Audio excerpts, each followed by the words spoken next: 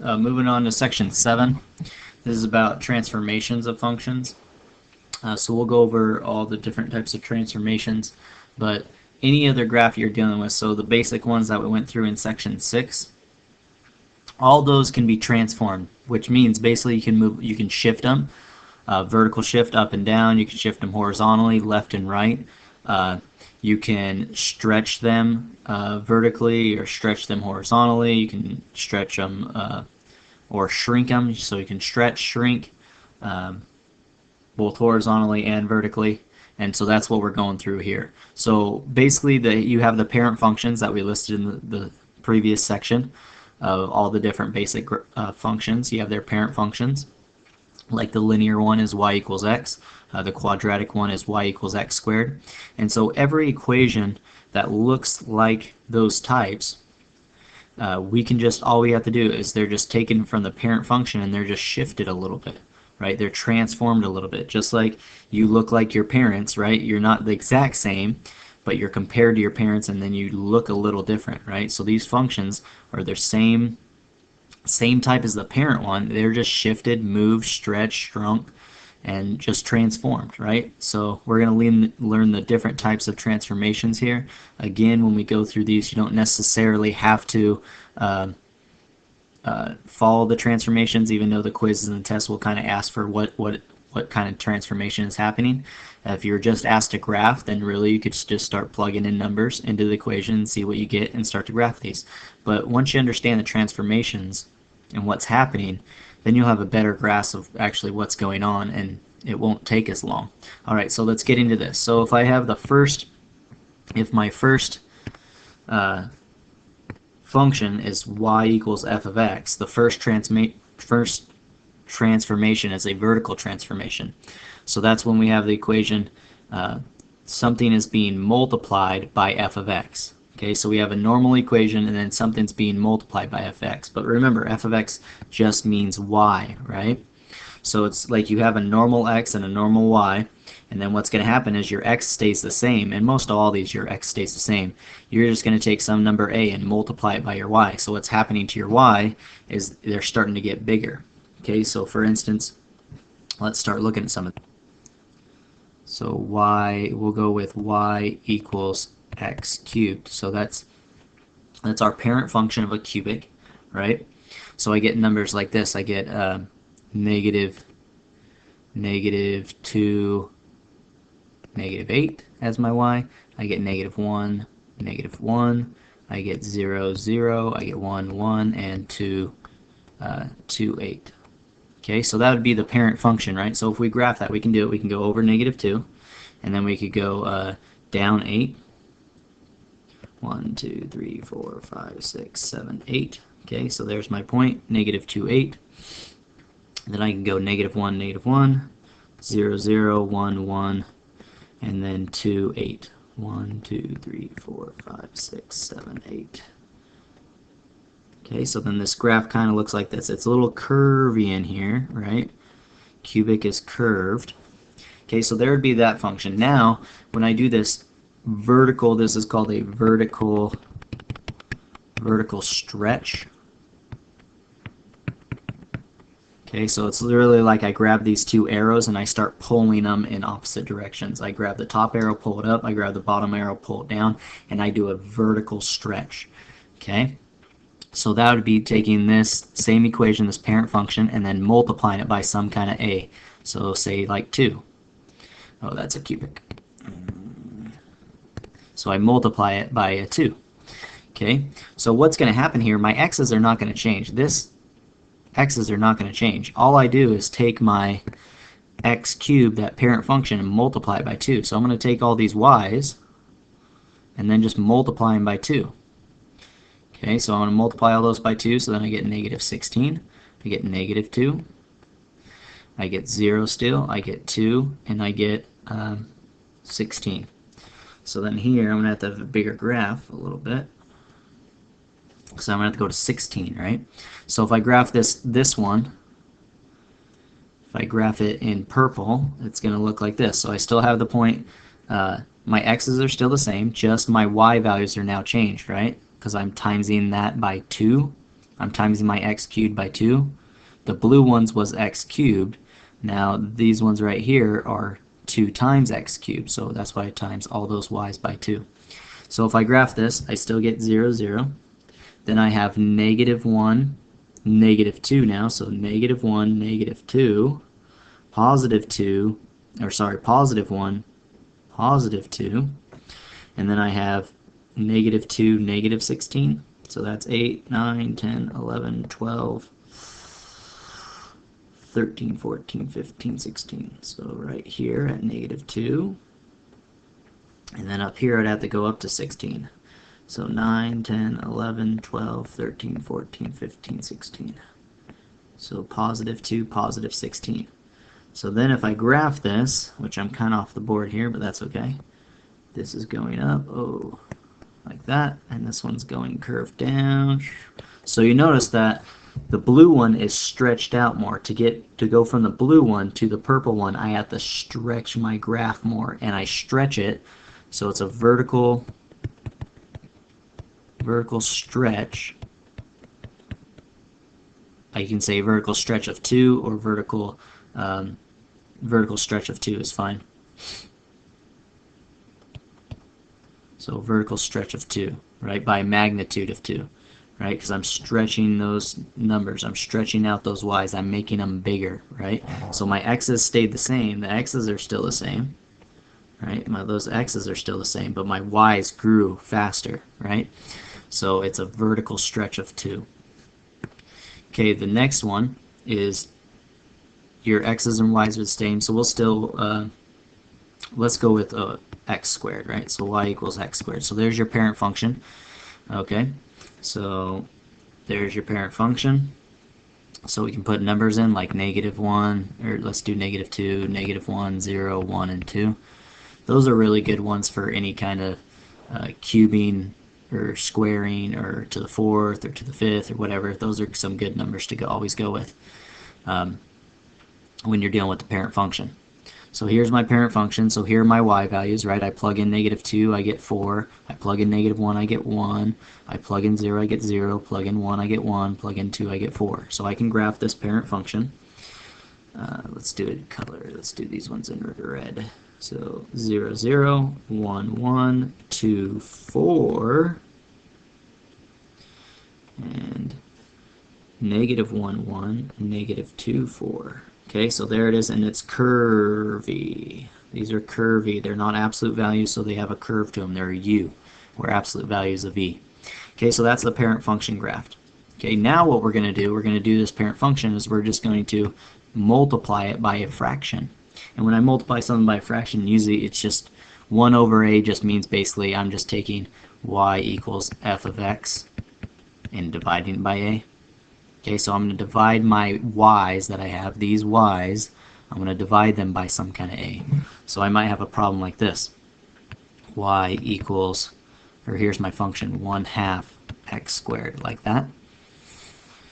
Okay, so that means I'm going to take all my x squareds, which is y, right? Y equals x squared. That's what it says, y equals x squared. Now I'm going to times that by half, or divide it by 2. Okay, so I'm going to divide all those by 2. So now my y's are now 2, because a half of 4 is 2. Half of 1 is a half of 1.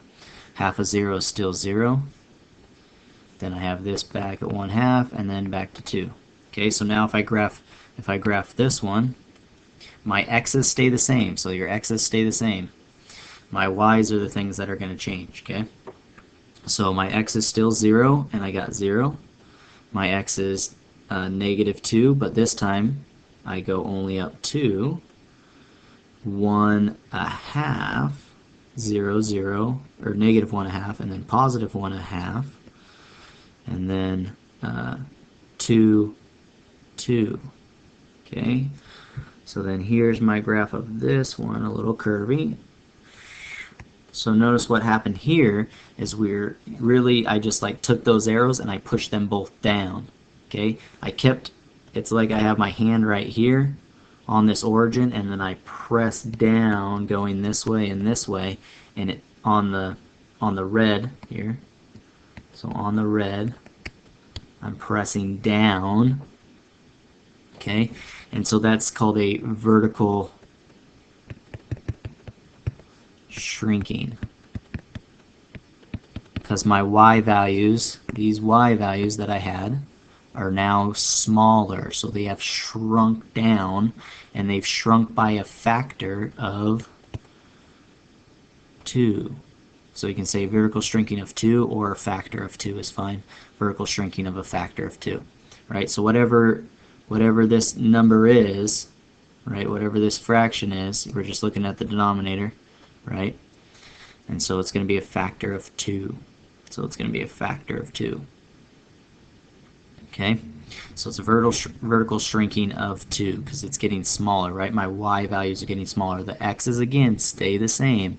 Just my y values are changing, right? So my parent function changed by shrinking vertically of a factor of 2.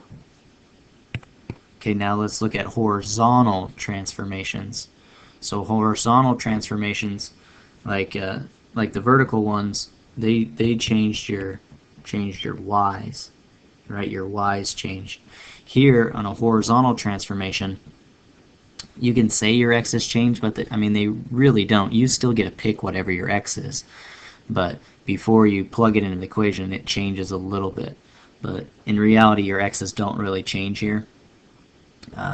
So we'll go through. Here's an example. So we'll do this one. Y equals the cube root of x. Okay, so on the notes page, I think it might be something different, but that's okay. So then you get 2. Okay, so here you can make a table, right? So we can make a table, which I might do down here. No, that's a different one. Okay, so we can make a table. Y and x. So here's the parent function, right? Y equals cube root of x, or f of x equals cube root of x. So I pick x's like -8 because I know the cube root of 8 is 2. So the cube root of -8 would equal -2. So that's -2 for my y's. So that's -2 for my y's. And then say -1. So the cube root of -1 is -1. 0 is 0. 1 is 1. And +8 now is 2. Okay, so I could graph those points. Ready? So -8 on my x, 1, 2, 3, 4, 5, 6, 7, 8. Ooh. And down 2. 1, 2. -1, 1, 0, 0, 1, 1. And then 8, 1, 2, 3, 4, 5, 6, 7, 8, 2. Okay, so there's my graph, a little curvy, and it's still continuing to go up, and it's still continuing to go down on the left side there. Okay, all right, so now, there's my parent function, right? That's my parent function. Now what's happening is this f of a times x. Remember, when you do in operations, you do what's inside the parentheses first, so I got to take my a and times it by x. So this would look like if this parent function would be y is equal to the cube root of 2x. Okay, so notice that something's being multiplied by my x before I get my y. Okay, on the other ones, if you look at these ones, I have my y, right? Because f of x is y. F of x is y. This one, I have my f of x, and then I'm timesing it by a, right? So this is my y, and then I times my y by a number. Here, on these ones, I don't have my y yet, okay? Because y is f of x. But notice I don't have my y yet. I'm timesing a by my x before I have my y, okay? So that's where we have a horizontal transformation. So as I plug my numbers in, I can plug in the same x's, that's fine, right? But I want to get a different y out, right? My x's don't have to change, but you could have them change. But it's not. I might change them here just because I'm finding the cube root of something, right? So I know the cube root of 8, and I know the cube root of 1, and I know the cube root of 0, and they're negatives. So, but I don't know the cube root. If I do -8 in here, that means I take -8, and I times it by that a2. So I'm going to get the cube root of negative 16, and I don't know that answer right off the top of my head. I'm sure I can get a calculator and actually find out what that is, right? But I don't know that answer, so I'm not going to pick 8. So that's kind of why your x's might change, even though they don't necessarily need to. So I'm not going to pick that. I am going to pick negative 4. Okay, I'm going to pick negative 1/2. I'm going to pick 0. I'm going to pick positive 1/2. And then I'm going to pick positive 4. Okay, because this says I'm going to times my a by x. Right, I'm going to take my a and times it by x. Okay, so here I go. Here's my here's my a2, and I'm going to times it by my x, negative 4. And so now I get negative 8, and I do know the answer, right? That's negative 2. I'm going to take my a2 and times it by my x, which is negative 1/2, and I get negative 1. And I know the answer to that. That's negative 1. 0 times by anything by 2 is still going to be 0, and the cube root of 0 is still 0. Now it's a positive 1/2, so that's just going to be a positive 1. And a positive 4, that's just going to be positive 2. So now if I graph these ones, I go over negative 4, 1, 2, 3, 4, and I go down negative 2. Okay, and negative 1/2, so right there, and I go down 1.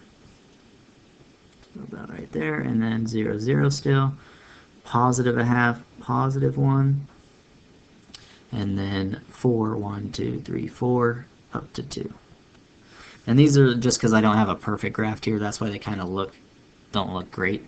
But so it's a little curvy. It comes up here like this. Okay, so this one is going to be a horizontal transformation. And what you do here, this is going to be a horizontal. And just like before, remember when I multiplied? Well, it's a little bit different because it's horizontal and vertical, so they're indifferent. So vertical, when I multiplied by 1 over a, there was a shrinking, right? But now that I'm horizontal, that switched. It's the opposite of vertical, and now so if I want a horizontal shrinking, which this is, I would be multiplying, right? Because the vertical was a shrinking when I was dividing by a. So now that I take the opposite, horizontal, then I do the opposite of dividing by a, which is multiplying by a. So here there's going to be a horizontal shrinking of the factor of a. So this one would be, so it's going to be of a, and then our example here was what, 2? Because our a was 2. So this would be a horizontal shrinking of 2. Okay, so it changed our parent function. Here's our parent function. So it changed it by shrinking it horizontally by a factor of 2. Okay? So it's really if you took the ends here and smushed them of the green, took the ends of the green and smushed it together, right? So then what happens is, as you can see, your y is actually, why does it keep doing that? Sorry. Here are your y's of your parent function. Here were your y's. So these y's are exact same, but what's the difference in your x's? Your x's are smaller, right? So that means you got to your y before closer, right? Because negative 8, you'd go farther out on negative 8, but if you went to negative 4, you would go less far. That sounds great. But what happens is you reach your y's faster, right? I reach these y values faster.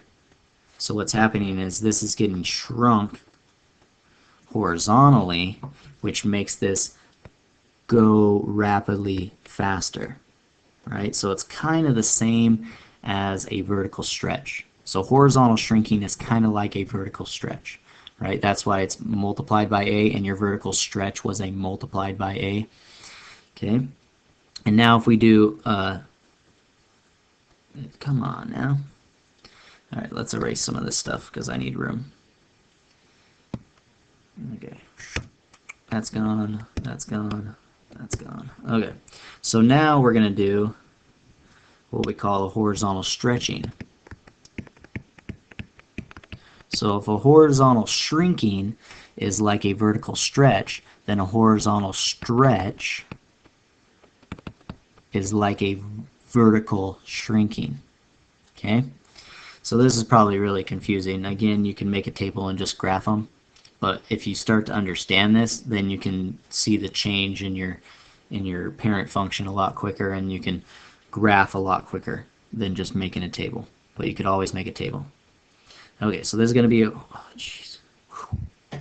this is going to be a horizontal stretch. Okay, so here is a horizontal stretch. It's very similar to a vertical shrinking, right? So it's like a horizontal stretch would be me. Here's the parent function y equals x cubed. So this is what it looks like in green here. Is if I took this and grabbed these ends and stretched them out, right? Pulled them at the ends here. Okay. And so what's going to happen is it's not gonna go as fast, right? This graph is going to change. So if I do it by let's do y equals, I have my f of x, and before, this is what a horizontal stretch looks like. So before I get my y value, I'm going to multiply my x by a 1/3. Okay, I'm going to multiply my x by a 1/3, and then go ahead and plug it through on my table, or divide it by my a. So let's do, here's my parent function. So before I cube it, I'm going to do 1/3 x and then cube it. Okay, so when talking about horizontal, it happens to the x before you apply the parent function, right? So on the last one, the cube root, right? I didn't take the cube root until after I took my x and multiplied it by 2. So here, I'm going to multiply my x by 1/3 or divide it by 3 and then cube it. Okay. So before, I would get numbers, let's do green. So if I made a table xy, I would have negative, negative 3, ooh, what did I graph? Yeah, cube. I didn't graph a cubic. Okay, there. Now I fixed it. So I have, didn't do negative 3, I did negative 2, so I got negative 2, 8, or negative 8, and I got negative 1, 1, or negative 1, I got 0, 0, I got 1, 1, and I got 2, 8. Okay, so that's the green, that's what it looks like. Now if I'm graphing the red, let's change that a little bit just because these numbers, alright, I'm going to basically change these x's by dividing by 2. So I'm going to go 1/2 x and then cube it. Okay, so basically you could just change your x's, right? Divide them by half. So this becomes negative 1, this becomes negative 1/2, this becomes 0, this becomes 1/2, this becomes 1. Okay, and then I'm going to go ahead and cube those. Okay, so basically I'm changing my x's. Right, that's probably an easier way to just do it. Because horizontal deals with your x's and vertical deals with your y's. So you can think about just these as changing your x's or changing your y's. Okay, so now I'm going to cube these numbers. I get negative 1, I get 1/8, negative 1/8, I get 0, I get 1/8, and I get positive 1. Okay, so this might be a little harder to graph just because I have 1/8 there. So we have negative 1, negative 1. Okay, so we're still right here. Negative 1, negative 1. We're at negative 1, negative half, a negative 8. So I'm like in here. 0, 0, half, positive half, 1/8. So maybe right here. And then we're back at 1, 1. So maybe a good one to do would be probably like put negative, maybe negative 4 in here. So if I did a negative 4 as my x, then I would divide that by 2, and I get negative 2, and now cube that, and I get negative 8. Okay, so at negative 2, or at negative 4, so I didn't pick negative 2. I picked negative 4, right? So I got negative 4, negative 8. So if I go over negative 4, 1, 2, 3, 4, I'm going to go down 8. So right here, and then a positive 4, I would get 8. So positive 4, I would get 8. So my graph is going to kind of look like this. So see how it's a vertical stretching, because I'm taking the green one and I'm pulling it out this way and out this way to get to my red. So it's a vertical stretching. Okay, so here you notice it takes longer. It takes a bigger x to get to your same y value that you had on your parent function. So this is a horizontal stretch, and it's very similar to a vertical shrinking, right? A vertical shrinking, as we look at the last one, a vertical shrinking, which was down here, you notice that it took longer, it took a bigger x to get to the same y value, right? So it's going to take a bigger x to get to that same y value, right? So I'm going to have to go out here. So at 2, I'm at 4. But on the green one, the one that's going to have a vertical shrinking, that one I have to go out farther on my axis to get to that same height of the y value on the red one, right? So it's very similar to, so a vertical shrinking is the same as a horizontal stretch, right? It's going to take me farther on my x's to get to that same y value of the parent function. Okay, so those are the differences on the horizontal stretching and vertical stretching. Horizontal stretch or shrinking and vertical shrinking. Okay, they're really the same thing, right? They're just opposite of each other. Horizontal stretch is the same as a vertical shrink.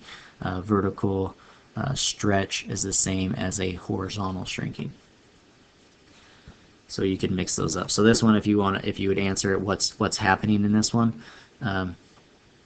This one would be a vertical stretch of the factor, whatever your denominator is. So my denominator was 2, so this would be a horizontal stretch of 2. Because I literally pulled this point horizontally 2 spots, 1, 2, to have that same y value.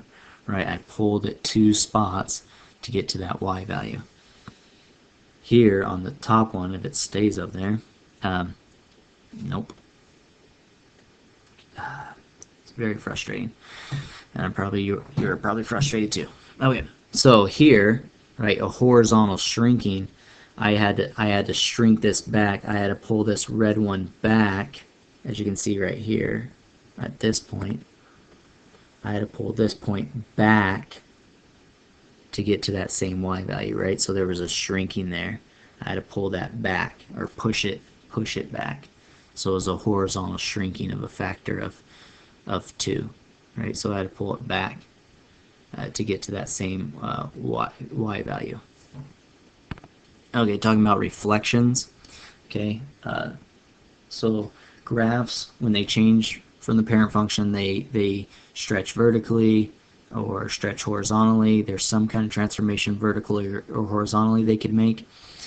And another thing that they can do is they can reflect, right? So they can reflect over the x-axis, they can reflect over the y-axis, and then they can rotate about the origin. And we'll look at that when we do the origin part, when we look at symmetry. Okay, and that's in a couple slides.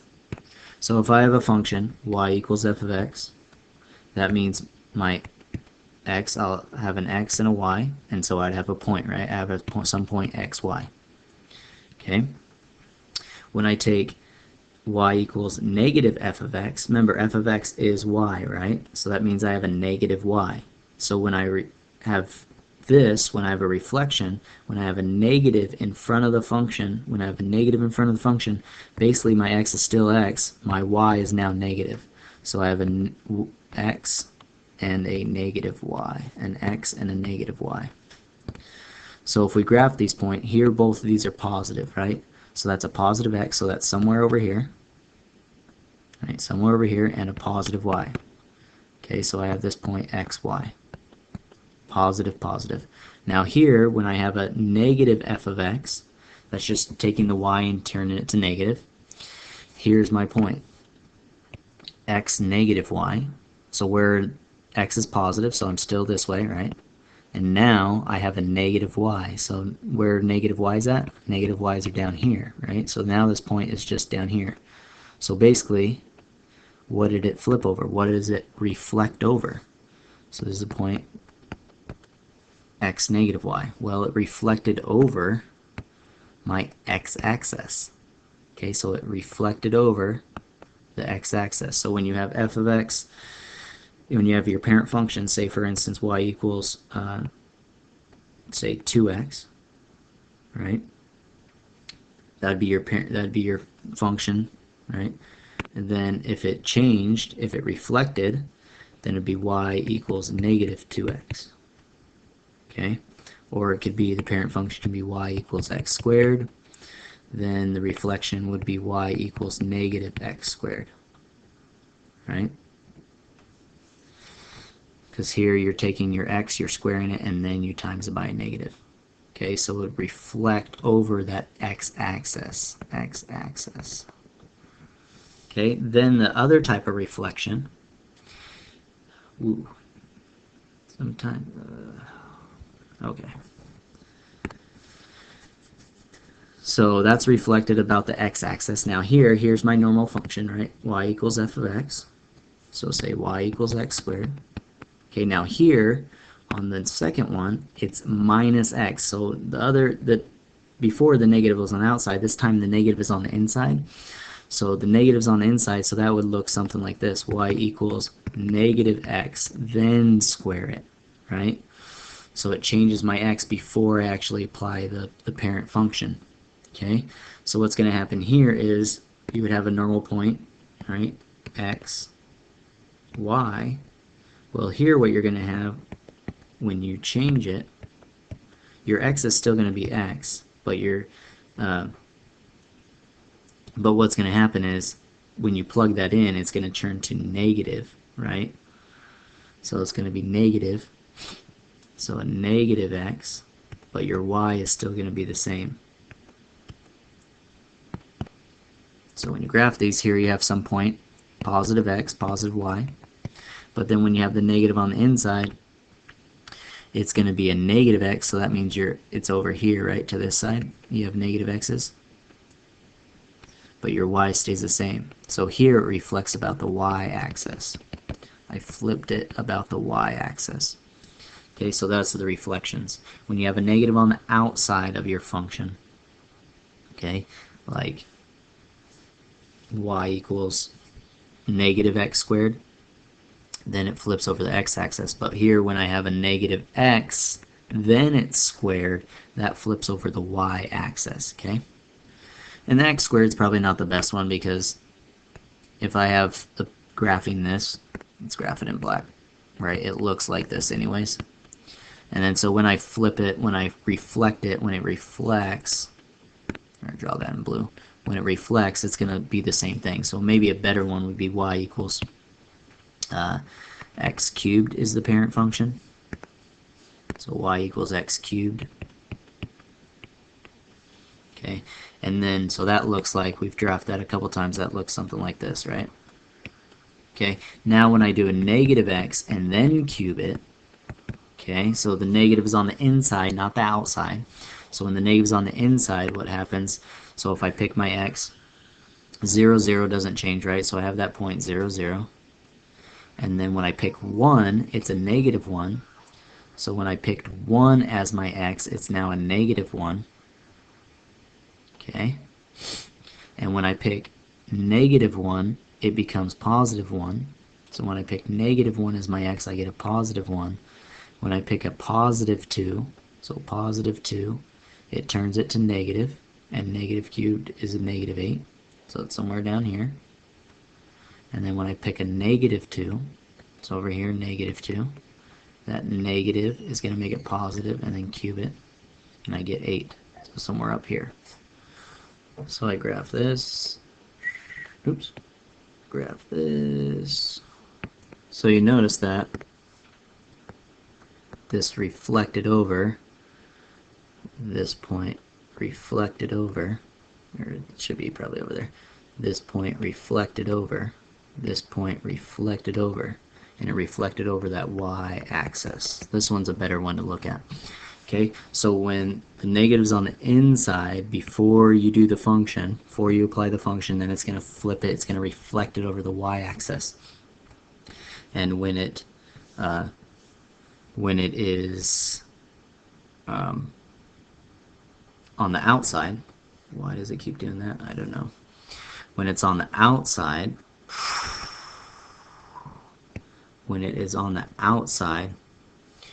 then it's going to flip it about the x-axis. Okay, so it's going to flip it about the x-axis. So like normally you have this equation, y equals x squared. When you do a negative x squared, you're still going to get your same y's, right? You're still going to get the y's of 4, 1, 0, 1, 4, right, when you graph this. But what's going to happen is you're going to have negative y's, so those all become negative.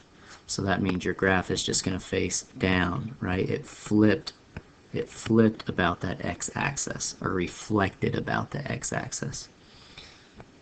Okay, so then we're looking at graphs and doing transformations, right? So there's vertical and horizontal shifting or shrinking and stretching. And now we're going to talk about shifts, vertical shifts. That means going up or going down. And then we're going to do horizontal shifts. That means going right and going left. Okay, so now graphs can stretch or shrink, and now they can move up or down, right? And they can reflect.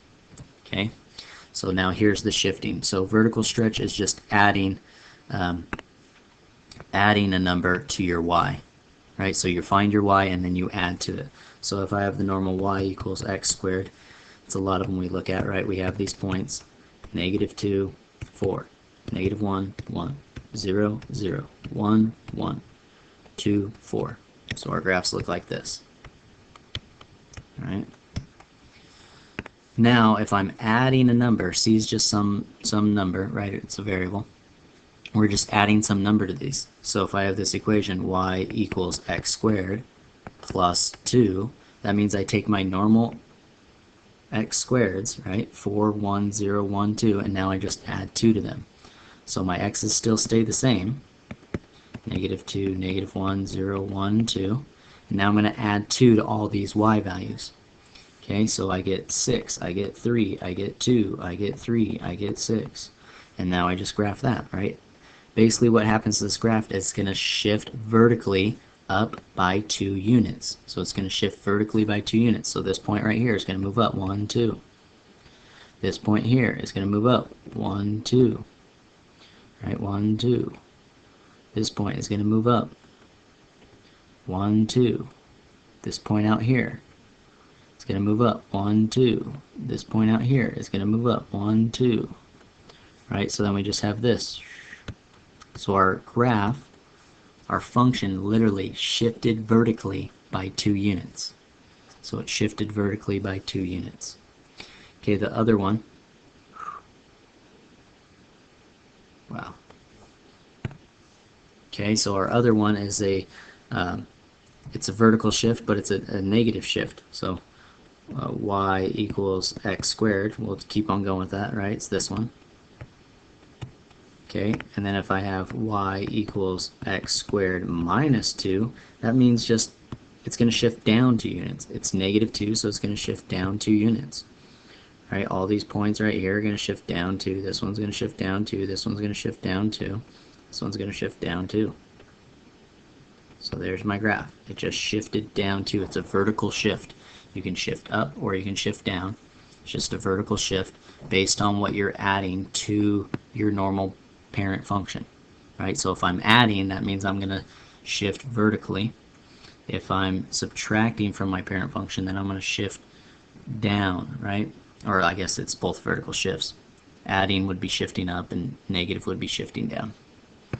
Okay, horizontal shifts, right? So if I have my parent function, let's stick with y equals x squared.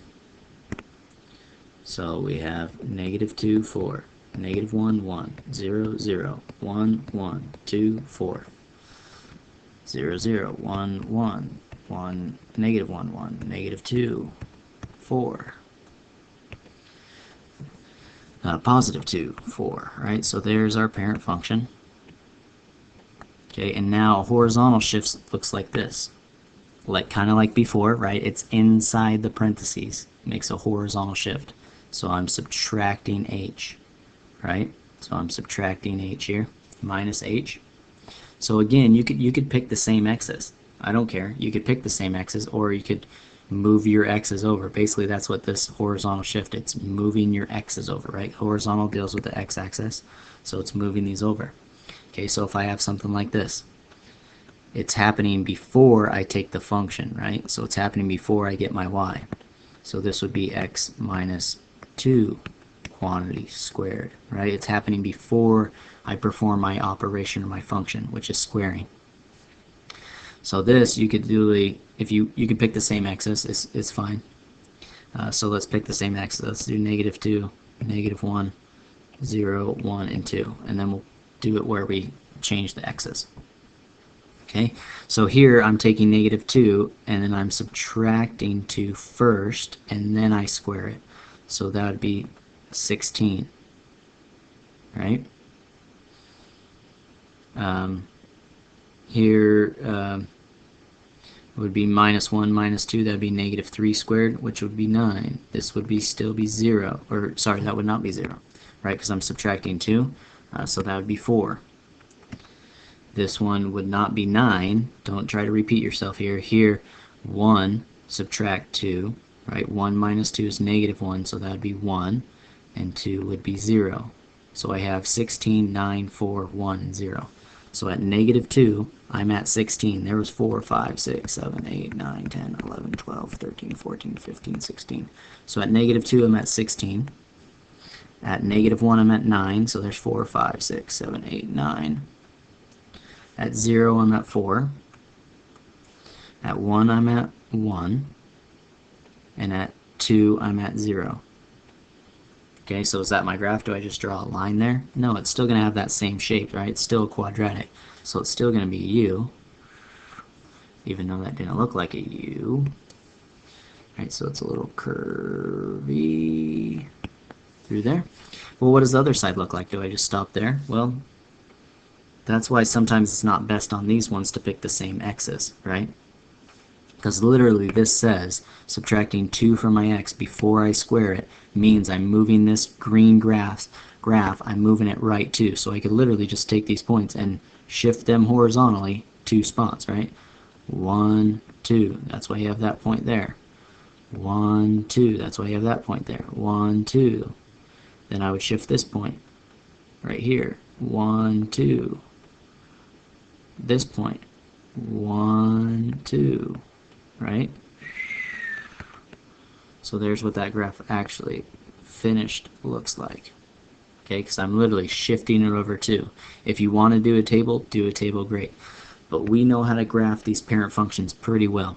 If not, we continue to practice them until we do have them down. And then we can just look at the equation and say, oh, well, it's a quadratic, and I just move it horizontally because it's on the inside, 2 units, right? So it got shifted over 2 units.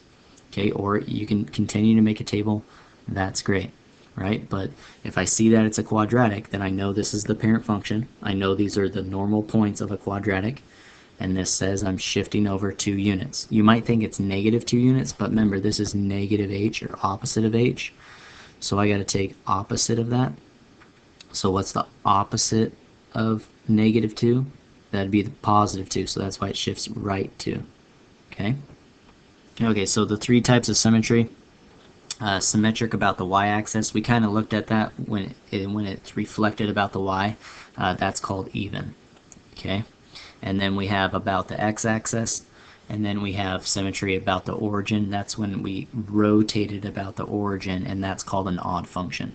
Okay, so it's called an even function when we flip it about the y-axis, right? When we have symmetry. That means on both sides of the graph, it looks the same. Okay, so for example, if your x is x, here's your point xy. When it's symmetric, that means the graph is also going to be on x negative y, or sorry, negative x y, right? So that was true when we graphed that last problem, right? We had these points. We had negative 2, 16, negative 1, 9, 0, 1, and 1. That was a 4. This was 1. What was that? 1, 1. And I want to scroll down here. 1, 1, and then 2, 2, 0, right? We had those points, so it looks something like this, right? We just had one side. But since this is an even function, since quadratic y equals x squared, the parent function is an even function. It's symmetric about the y-axis. If I know x squared is symmetric about the y-axis, then I know y equals x minus 2 quantity squared is symmetric about the y-axis. So what that means is, from my origin right here, or from my vertex of this function, all I have to do is just flip it over, and it's going to look the same on this side.